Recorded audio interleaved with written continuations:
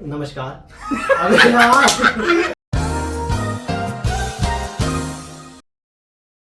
नमस्कार, मेरा नाम श्रीनाथ झा है और आज मैं अपने करीबी दोस्तों के साथ रोहित और अनस के साथ हूँ। रोहित मैथमेटिक्स डिपार्टमेंट से हैं और अनस केमिकल डिपार्टमेंट से हैं।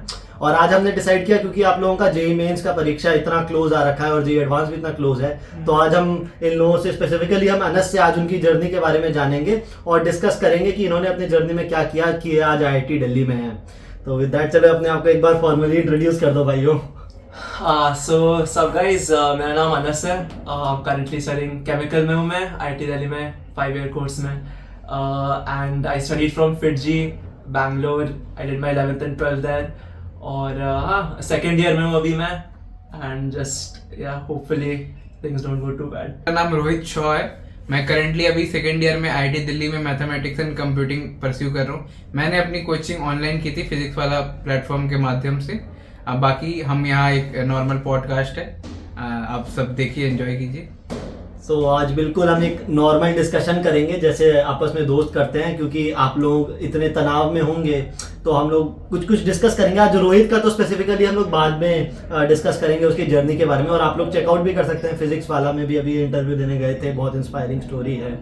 और एनस रोहित का रूममेट है और मेरे ये दोनों बहुत करीबी दोस्त हैं, मतलब बेस्ट फ्रेंड हैं कैंपस में। तो इनसे अब अनस से पूछते हैं कि अनस की क्योंकि बहुत इंस्पायरिंग जर्नी रही है और कैसे इसने अपना 11th वेस्ट कर दिया और क्या क्या हुआ। तो अनस अपना बता यार, प्रिपरेशन के बारे में बता कि मतलब कैसे स्टार्ट हुआ 11th वगैरह में। तो 11th तो मैं मतलब शुरुआत किया था फिटजी के साथ, इनरोल था मैं फिटजी में। एक्चुअली 10th में भी यूज किया था, लेकिन 10th में उतना कुछ खास हो नहीं पाई थी। मैं मतलब ऐसे ही साइड वाइज कर रहा था। मैं तो मेनली बोर्ड के लिए प्रिपेयर कर रहा था, थोड़ा बहुत मैकेनिक्स वगैरह हो गई थी 10th में। तो 11th में जब मैं शुरू किया था तो मैं उतना फोकस नहीं दिया था फिटजी में, क्योंकि मतलब क्या हुआ था कि ऑनलाइन प्रिपरेशन चल रही थी, तो पूरा इंडिया पैंडेमिक में चले गया था। तो हम लोग मतलब सब कुछ चिल कर रहे थे ऑनलाइन, तो उतनी पढ़ाई वो भी नहीं पा रही थी। शुरुआत में जिंदगी में पहली बार ऑनलाइन हो रही थी, तो इसलिए मतलब फिटजी में तो कुछ खास हो नहीं पाया मेरा। मतलब मैकेनिक्स वगैरह पढ़ा रहे थे, फिजिक्स में, केमिस्ट्री में लोग पढ़ा रहे थे, आई थिंक फिजिकल पढ़ा रहे थे। मैथ्स में भी कोऑर्डिनेट के साथ शुरू किया था आई थिंक ये फिटजी ने। तो वो सब उतना कुछ खास रिटेन नहीं कर पा रहा था मेरा, मतलब प्रोडक्टिविटी लेवल बहुत कम था और मतलब पूरा टाइम मैं ऑनलाइन स्पेंड कर रहा था। जो सो पीछे में क्लास चल रही है और मैं कुछ और ही कर रहा हूँ। तो वैसे मतलब हाँ, गेम में मैं बहुत खेल रहा था मतलब। तो फिर इसलिए मतलब 11th का पहला हाफ वेस्ट हो गया and going into the second half, जब तक आई थिंक मुझे याद है कि फेज 1 हो गया था फिटजी का। फिटजी में फेजेस होते हैं, फेज 1 और 2 हो गए थे। 3 और 4 में वो लोग शुरू किए थे आई थिंक फिजिक्स में फॉर इंस्टेंस क्या 12th वाले चैप्टर इलेक्ट्रोस्टैटिक्स वगैरह। नहीं, इलेक्ट्रोस्टैटिक्स बाद में, मतलब ये थी आई थिंक फ्लूइड्स थी। तब जाकर मुझे पता चला कि ओके शिट, ये एक्चुअली काफी खराब जा रही है मेरी। लेकिन तब भी कुछ खास सुधार नहीं पाया। मैं सोचा कि अब से मैं पढ़ूंगा, अब से पढ़ूंगा, लेकिन मैं वो उतना डेडिकेशन नहीं आ पाया। वैसे करते करते मेरी 11th आ गई। 11th में मेरी जो मार्क्स थी वो थी आई थिंक अराउंड 87-88% 11th में, जो कि मतलब हाँ स्कूल में। अच्छा। तो जो कि मुझे मतलब सही नहीं लगा कि मतलब मैं एस्पिरेंट टू जेई का PCMC पढ़ रहा हूँ और तब भी मेरी इतनी कम आ रही है, 90% भी खींच नहीं पा रहा हूँ, जबकि जो मेरी एक्सपेक्टेड लेवल थी, जो मैं चाहता था वो मैं कर नहीं पा रहा था। तो मैं सोचा कि यार 12th में थोड़ा सा टर्न अराउंड करते हैं हम लोग अपने आप को। तो इसलिए मतलब 11th में जो भी बैकलॉग थी 12th से मतलब 1-2 महीना 12th शुरू होने से पहले मैं सोचा कि चलो बैकलॉग कवर करने का कोशिश करते हैं। तो इसलिए मैं शुरू कर दिया I think around phase 4 of FIITJEE. अच्छा, तो मतलब to put things into perspective, 11th में तूने जो है मतलब 1-2 फेज जो है पूरा 6 महीना वगैरह बर्बाद कर दिया और उसके बाद मतलब ऑलमोस्ट 11th वेस्ट हो गया था। अब 12th में तेरा मतलब how to come back for JEE जो बच्चे सर्च करते हैं, वही वाली तेरी स्टोरी है। बट फिर भी यार 11th में मैं ये बोलूंगा कि कई बच्चे जो होते हैं, मतलब रोहित जैसे खुद 11th में जो है 50-60% लाया था, फेल वेल कंपार्टमेंट आ रही थी, फिर भी तेरी 87% तो फिर भी अच्छी हुई। तो एक बेसिक लेवल पे तेरी अंडरस्टैंडिंग थी क्या चीजों की? बेसिक लेवल पे तो थी। देखो क्या है ना कि बेसिक लेवल जेई मेंस के लिए सही होती है, बट एडवांस में जो होती है ना वो स्कूल से काफी अलग होती है। अच्छा। मतलब it's a completely different playground all together. School में वो लोग टेस्ट करते हैं सब्जेक्टिव नॉलेज एनसीईआरटी वगैरह, जो मेंस के लिए भी काफी हद तक यूजफुल होती है। बट एडवांस में वो लोग तुम्हारी ऑब्जेक्टिविटी टेस्ट करते हैं, तुम्हारी पेपर अटेम्प्टिंग स्किल्स, तुम्हारी जो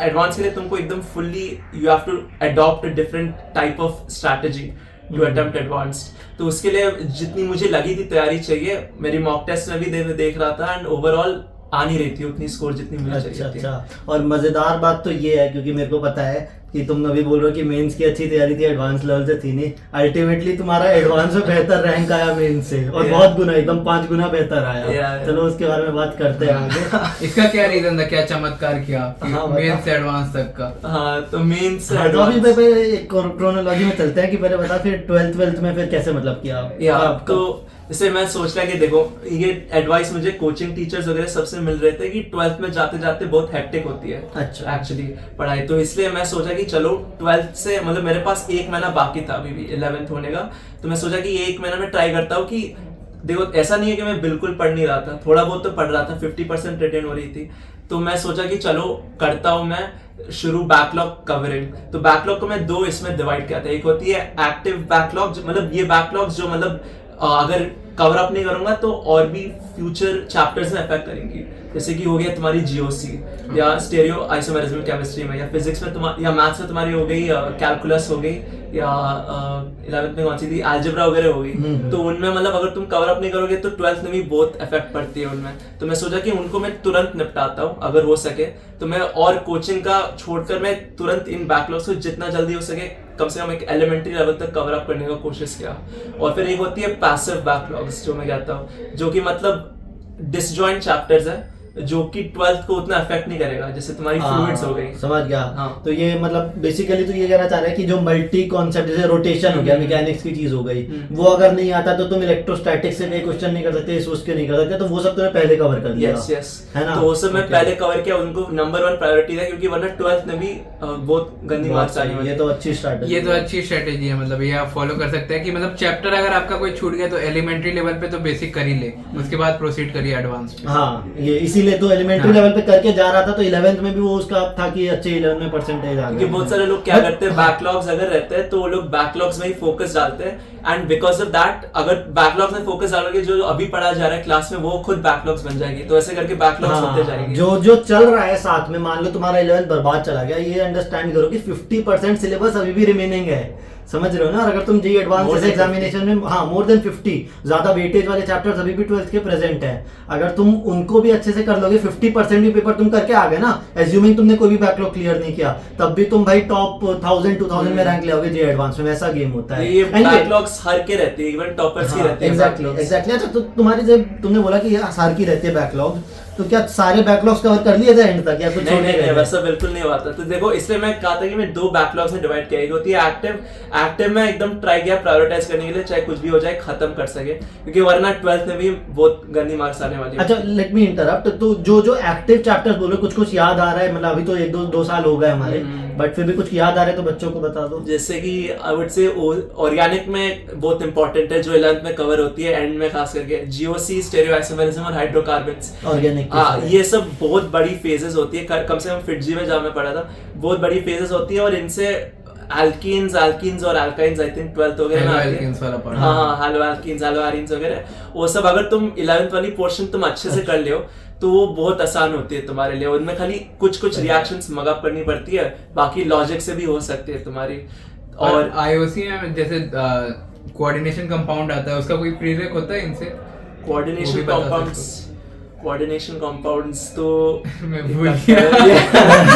आईओसी मेरी बहुत बेकार थी, आईओसी में बस रट ली थी एंड में कैसे भी रट लिया, और अब तो मतलब तो कुछ ऐड करना चाहेगा कोई चैप्टर इसमें, मतलब जो एक्टिवली, मतलब जो मल्टी कॉन्सेप्ट क्वेश्चंस आते हैं जिसमें मैथ्स फिजिक्स में कोई अगर ऐसे आता है? मैथ्स में देखो इलेक्ट्रोस्टैट्स में बहुत सारे कंसेप्ट आ सकते हैं। मैथ्स में IIT मैथमेटिक्स डिपार्टमेंट वाले मैथ्स ही बोलेंगे। तो इलेक्ट्रोस्टैट्स में बहुत जगह रोटेशन के कंसेप्ट आ जाते हैं जी एडवांस के, अगर आप प्रीवियस ईयर क्वेश्चन उठाओ तो रोटेशन आप एक बेसिक लेवल पे कर लेना। अगर आपका रोटेशन कवर्ड नहीं भी है तो आप ये समझना कि वो मोमेंट ऑफ इनर्शिया वाला पार्ट आप देख लेना, क्योंकि वो सबसे इजी पार्ट होता है रोटेशन का, उससे डायरेक्ट जेईई मेंस में क्वेश्चन आते हैं। प्लस आप ये भी देख सकते हो कि जैसे मैथ्स में कोऑर्डिनेट बहुतों का छूट जाता है, तो कोऑर्डिनेट में मत लगना, उसके इंस्टेंट कैलकुलस कर लेना, या तो ट्रिगो का बेसिक कर लेना, क्योंकि ट्रिगो अगर आपको अच्छे से नहीं आता तो कैलकुलस आप अच्छे से नहीं कर पाएंगे। एग्जैक्टली, आपके इंटीग्रेशन में क्वेश्चन आ गए जिसमें आपका कुछ मैनिपुलेशन या क्रेजी सब्स्टिट्यूशन वगैरह है ट्रिग्नोमेट्री से रिलेटेड, तो वो कैसे आप इंटीग्रल सॉल्व करोगे, तो वो तो बहुत वैलिड पॉइंट है।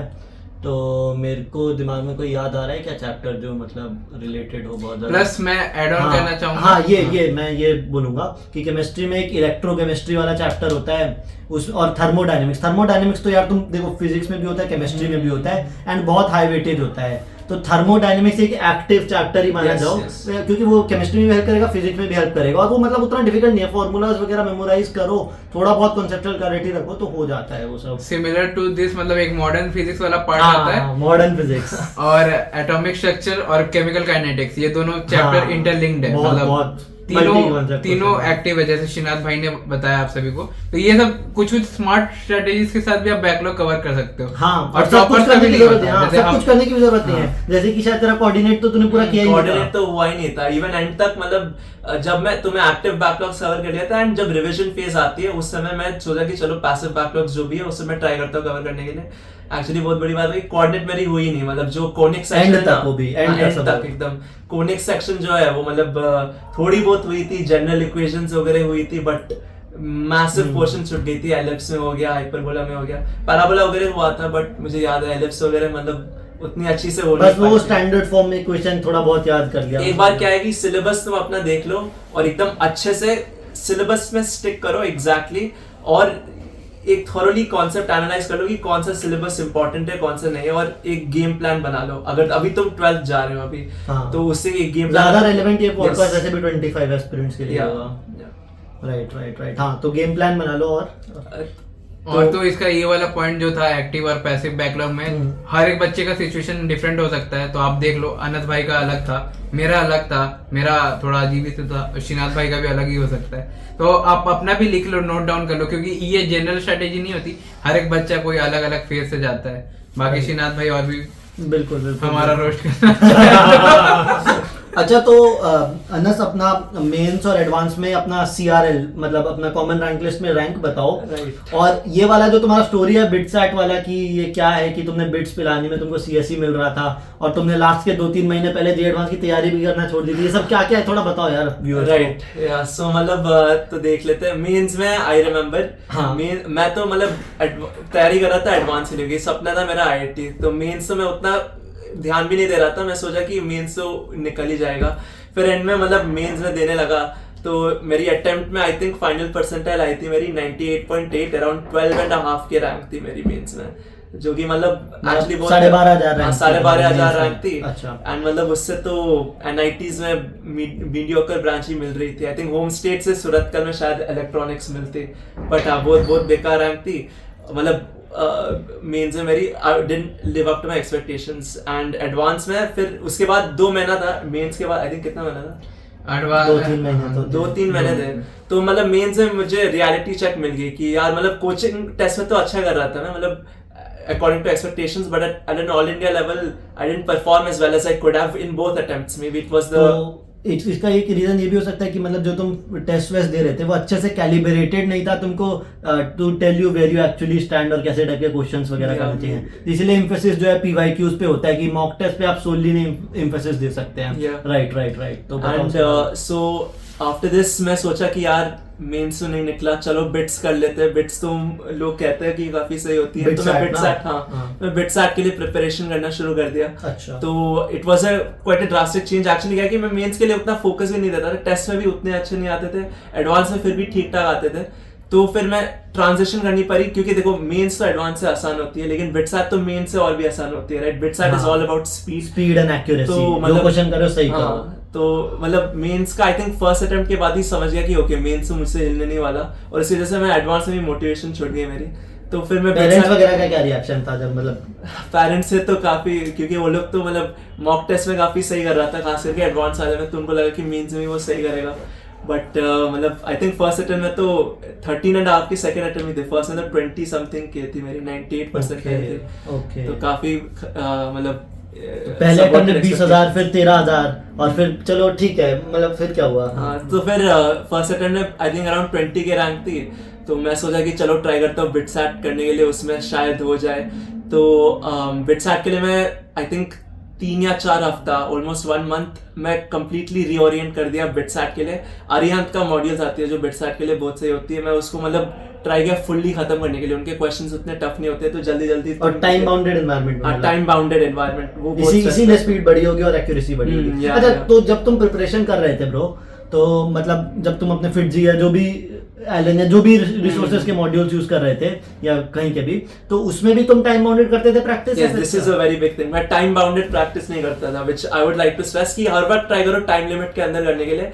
एक बहुत कॉमन मिस्टेक क्या मैं, जहाँ मैं क्वेश्चंस को अपने ईगो में ले लेता था और मैं सोचता था कि क्वेश्चंस, टीचर्स कहते हैं ना कि क्वेश्चन, एक ही क्वेश्चन सॉल्व करो लेकिन एकदम इन डेप्थ जाओ ताकि कॉन्सेप्ट बने। ये बहुत अच्छी चीज है अगर तुम्हारे पास टाइम इनफ है, लेकिन मेरे पास ऑलरेडी बैकलॉग्स थी, 11th बेस में था। ये जब तुम कॉन्सेप्ट लर्न कर रहे हो तब के लिए सही है, but when you are actually performing exam में परफॉर्मिंग, उसमें वैसी मेंटालिटी तो वो mentality I guess mock test इसलिए देना चाहिए टू इंप्रूव दैट मेंटालिटी, जो I did improve, but still I guess I retain some of that mentality की क्वेश्चंस को मतलब एट लेंथ करता था सॉल्व करने का कोशिश। और एक चीज में मैं एम्फसाइज करना चाहूंगा कि लाइक आप मॉक टेस्ट वगैरह देना चाहिए आपको, क्योंकि एक स्टेमिना बिल्डअप होती है कि आप 3 घंटा बैठ सकते हो। हाँ, ये बहुत बच्चों का कंसर्न होता है। बहुत बच्चे 1-1.5 घंटा भी नहीं बैठ सकते, जो मतलब चिल करते हैं, लाइक जिनका मतलब रील वगैरह जो स्क्रॉल करते हैं उनका मेरा भी 2-2.5 घंटे से ज्यादा भाई दिमाग घूमने लग जाता है, एक अटेंशन स्पैन आपका कम हो जाता है। तो आप 3 घंटा तो ट्राई कीजिए कि बैठ के एग्जाम देने का, क्योंकि ऑफिशियल पेपर में भी वही रहता है, और जे एडवांस में तो 8 घंटे का एग्जाम, 3 घंटे का सेटिंग। ऐसा नहीं कि मतलब मैं टाइम बाउंडेड करूँ 45 मिनट्स का सेशन लगा रहा हूँ, 3 घंटे का सेशन है, 3 मैं तो बोलूंगा 4 घंटे का सेशन लगाओ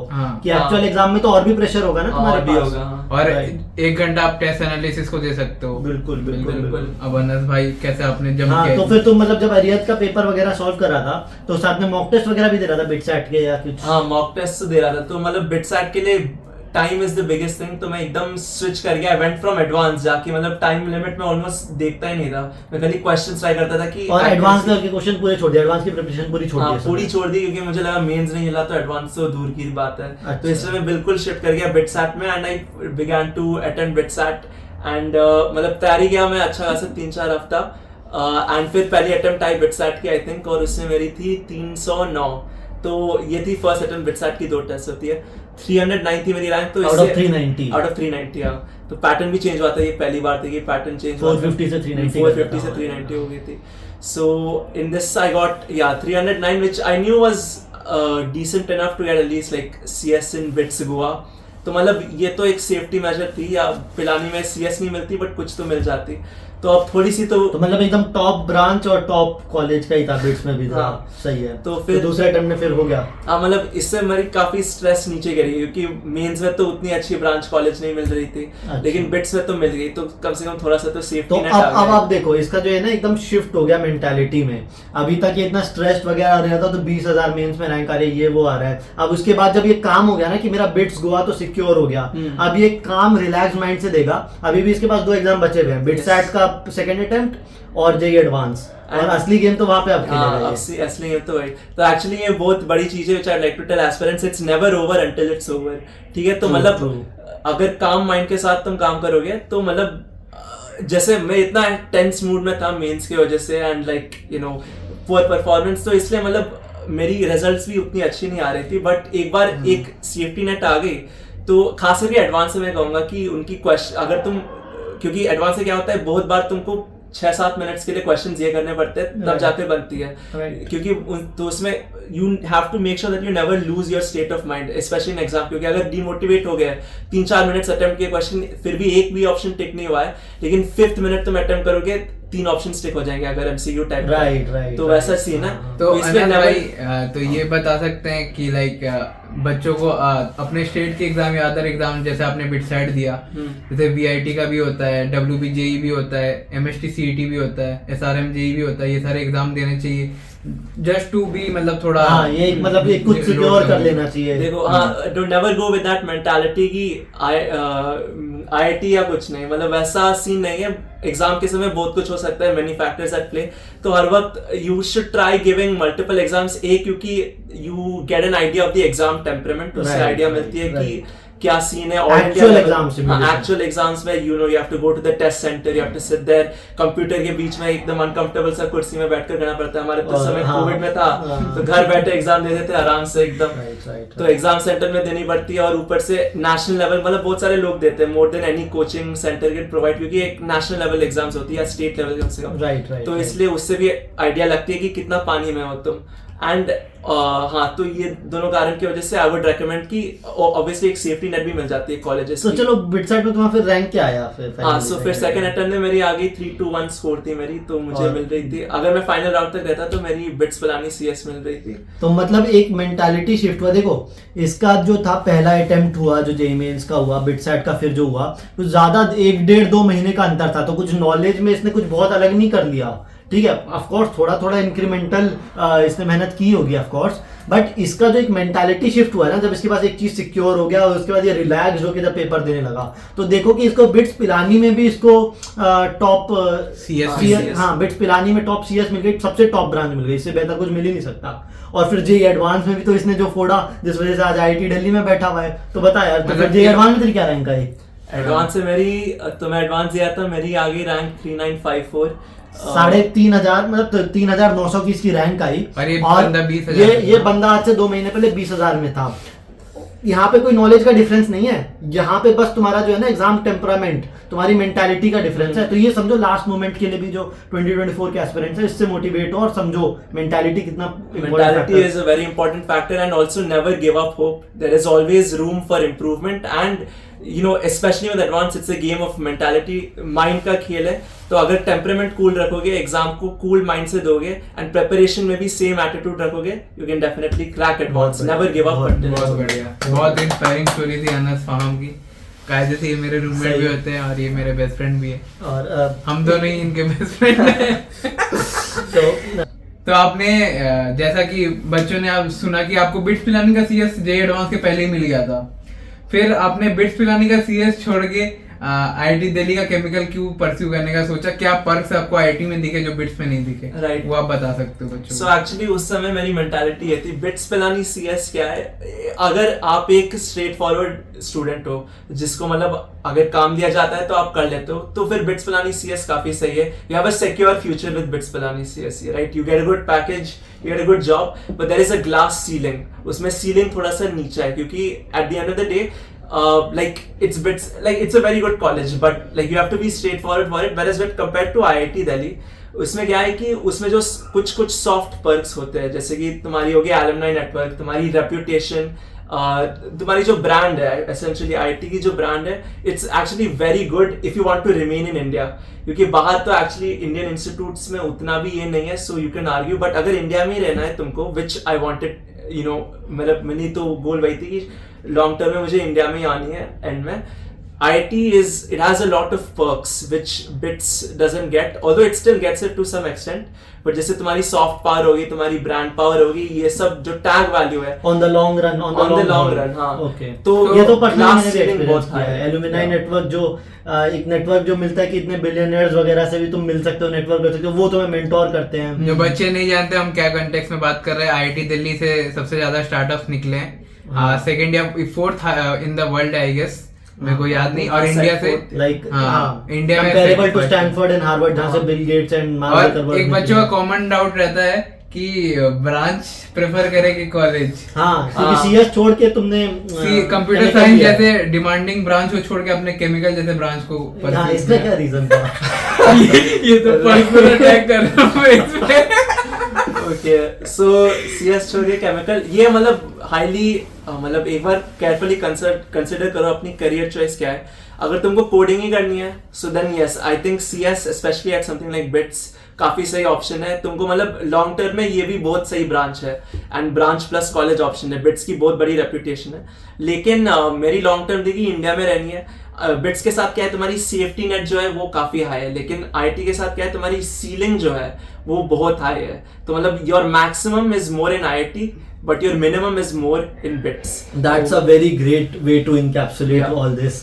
और मुझे लगता है कि आज का वीडियो इधर ही कंक्लूड करते हैं, क्योंकि इन सबको भी काम के लिए जाना है। करते हैं हाँ, तो इसको रैप अप करते हैं। आई होप आपको बहुत कुछ मीनिंगफुल और मोटिवेशनल यहाँ पे मिला होगा और इस स्ट्रेटेजी को शायद आप अपने तरह से इम्प्लीमेंट करें। And I wish you all the best for your exam and on behalf of all my all the best. हम भी All the बोलना best. चाहेंगे हाँ। 2024 या 2025 या जिस भी ईयर में आप देख रहे हो इस वीडियो को, और हर अगर- उस एस्पिरेंट के लिए अच्छा है ये। बिल्कुल। And if you want to see more of these guys coming to the videos, do comment in the comment section और बताते तक के लिए रहिए, कनेक्ट see ya. रहेंगे। Thank you so much. Sayonara. अरे मेरा इंटर्न छूटेगा।